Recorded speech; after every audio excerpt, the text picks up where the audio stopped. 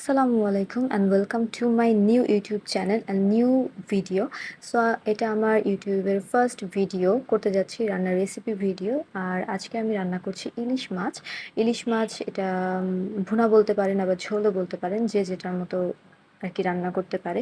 সবাই কম বেশি রান্না করতে পারে। আর ইলিশ মাছ যেভাবেই রান্না করা হোক না কেন, খেতে কিন্তু খুবই ভালো হয়। তো ফার্স্ট যে প্যানে আপনি রান্না করবেন, সে প্যানের মধ্যেই সব কিছু মাখিয়ে নেবেন। পেঁয়াজ, মরিচ, শুকনা মরিচের গুঁড়ো, হলুদের গুঁড়ো, ধনিয়ার গুঁড়ো, বাটা মশলা। এখানে অনেকেই আছে যে বাটা মশলাটা ইউজ করে না। তো আমি সব রান্নাতেই বাটা মশলা ইউজ করার চেষ্টা করি। এটা কেন জানি না আমার না দিলে ভালো লাগে না। তো আমি বাটা মশলা ইউজ করেছি। আর এখানে ইউজ করব আমি এখন পরিমাণ মতো তেল। তেলটা দিয়ে সুন্দরভাবে আমি মেখে নিব।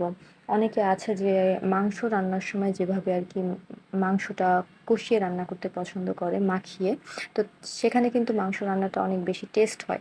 যার জন্য আমিও সেমভাবে মাছ রান্না করছি, মাংস না। আমি এর মধ্যে দেখতে পাচ্ছেন টমেটোও দিয়ে দিয়েছি।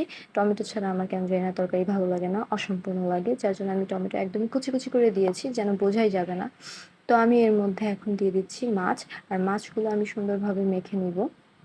আর এই মাছটা আমি গতকাল কেটে লবণ দিয়ে, মানে একটু লবণ দিয়েছি যেন মাছটা খেতে খুব ভালো হয়।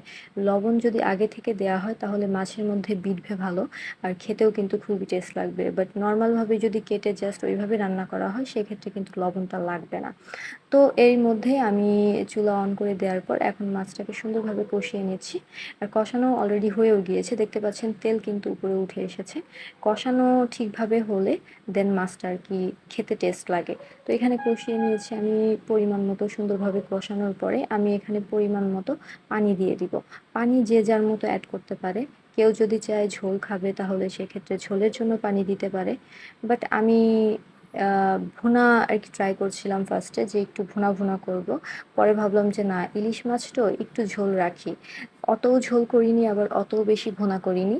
তো আপনারা আপনাদের মতো আর কি দিতে পারেন পানি, আপনাদের পরিমাণ মতো যতটুকু লাগবে।